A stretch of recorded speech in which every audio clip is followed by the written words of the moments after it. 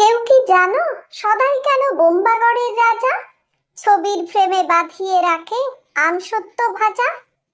রানীর মাথায় অষ্টপ্রহর কেন বালিশ বাঁধা?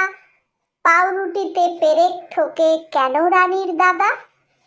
কেন সেথায় সর্দি হলে ডিগবাজি খায় লোকে?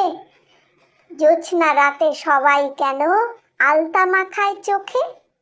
ওস্তাদেরা লেপ মুড়ি দেয় কেন মাথায় ঘাড়ে? তাকের পরে পণ্ডিতেরা ডাকের টিকিট মারে। রাত্রি কেন ট্যাগ ঘড়িটা ডুবিয়ে রাখে ঘিয়ে? কেন রাজার বিছনা পাতে শিরিষ কাগজ দিয়ে? সভায় কেন চেঁচায় রাজা হুক্কা হুয়া বলে? মন্ত্রী কেন কলসি বাজায় বসে রাজার কোলে?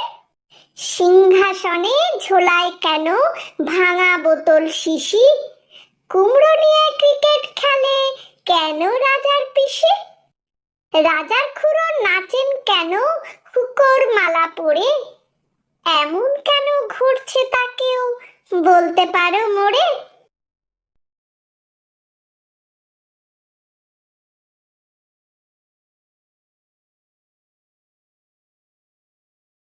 আমার প্রিয় ছাত্রছাত্রীরা, এতক্ষণ তোমরা সুকুমার রায়ের লেখা বোম্বাগড়ের রাজা কবিতাটি শুনলে।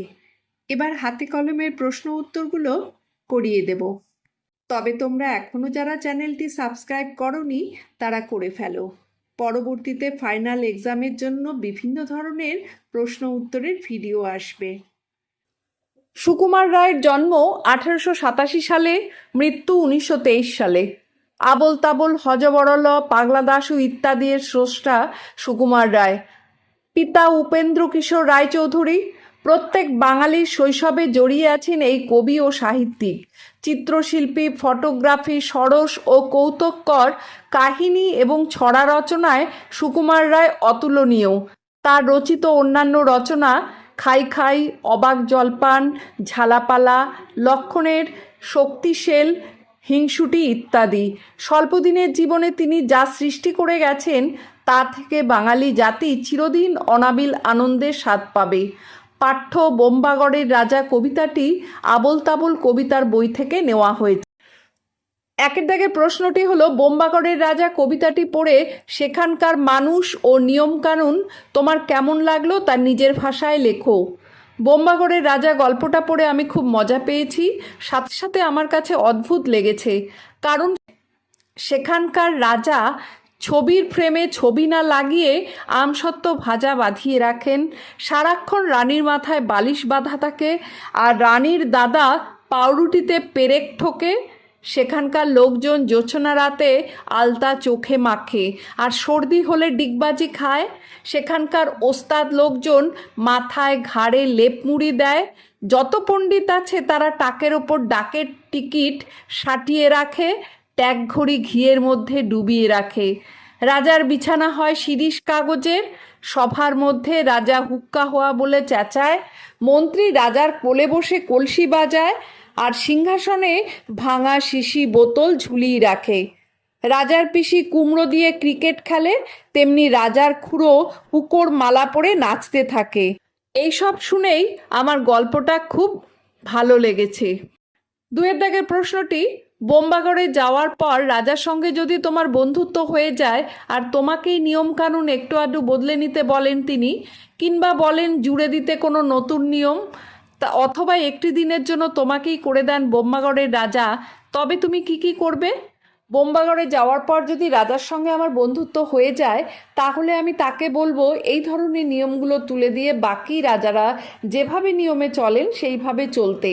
আর যদি আমাকে বলেন যে কিছু নিয়ম পাল্টে দিতে, তাহলে বলবো যে আমসত্ত্বগুলো খেতে, রানীর মাথা থেকে বালিশটাকে খুলে দিতে, সর্দি হলে ডিগবাজি না খেয়ে ওষুধ খেতে, রাজা যেন হুক্কা হুয়া না করে গান করেন। আর যদি আমাকে একদিনের জন্য রাজা করা হয়, তবে আমি সব নিয়ম পাল্টে দিয়ে যত ভালো ভালো নিয়ম আছে সেগুলো চালু করব। মানুষকে বোঝাবো যে ভুলগুলো করেছে সেগুলো না করতে, আর পরবর্তীতে আগের রাজা যেন পুনরায় রাজা না হন তার ব্যবস্থা আমি করব। বোম্বাগড়ের রাজা কবিতাটির সঙ্গে সুকুমার রায়ের লেখা ২১শে আইন কবিতাটির খুব ভাবগত মিল রয়েছে। শিক্ষকের কাছে কবিতাটি শোনো, ভালো লাগলে খাতায় লিখে নাও। এমন আরও কবিতা সংগ্রহ করো যেখানে অদ্ভুত সব নিয়মের কথা রয়েছে। তো এখানে আমি ২১শে আইন কবিতাটি, সুকুমার রায় ২১শে আইন কবিতাটি লিখে দিয়েছি এবং সাথে করে পাঠও করে দিয়েছি। তোমরা সেটা শুনে নাও। শিব ঠাকুরের আপন দেশে আইন কানুন সর্বনেশে, কেউ যদি যায় পিছলে পড়ে পেয়দা এসে পাকড়ে ধরে, কাজীর কাছে হয় বিচার ২১ টাকা দণ্ড তার। সেথায় সন্ধে ৬টার আগে হাঁচতে হলে টিকিট লাগে, হাঁচলে পরে বিন টিকিটে দমদমাদম লাগায় পিঠে। কোটাল এসে নস্যি ঝাড়ে ২১ দফা হাঁচিয়ে মারে, কারুর যদি দাঁতটি নড়ে ৪টি টাকা মাসুল ধরে, কারুর যদি গোঁফ গজায় ১০০ আনা ট্যাক্সও চায়, খুচিয়ে পিঠে গুজিয়ে ঘাড় সেলাম ঠোকায় ২১ বার। চলতে গিয়ে কেউ যদি চায় এদিক ওদিক ডাইনে বায়, রাজার কাছে খবর ছোটে, পল্টনেরা লাফিয়ে ওঠে, দুপুরে রোদে ঘামিয়ে তাই ২১ হাতা জল গেলায়। যেসব লোকে পদ্য লেখে তাদের ধরে খাঁচায় রেখে কানের কাছে নানান সুরে নামতা শোনায় ১০০ উড়ে, সামনে রেখে মুদির খাতা হিসেব কষায় ২১ পাতা। হঠাৎ সেথায় রাত দুপুরে নাক ডাকালে ঘুমের ঘোরে, অমনি তেরে মাথায় ঘষে গোবর গুলে বেলের কষে, ২১টি পা ঘুরিয়ে তাকে ১০০ ঘন্টা ঝুলিয়ে রাখে। সুকুমার রায়ের বাবার নাম কি? সুকুমার রায়ের বাবার নাম হলো উপেন্দ্র কিশোর রায়চৌধুরী। আবোল তাবোল কবিতার বইটি কার লেখা? আবোল তাবোল বইটি সুকুমার রায়ের লেখা। তার লেখা অন্য দুটো বইয়ের নাম লেখো। তার লেখা দুটো বইয়ের নাম হলো পাগলা দাশু ও অবাক জলপান।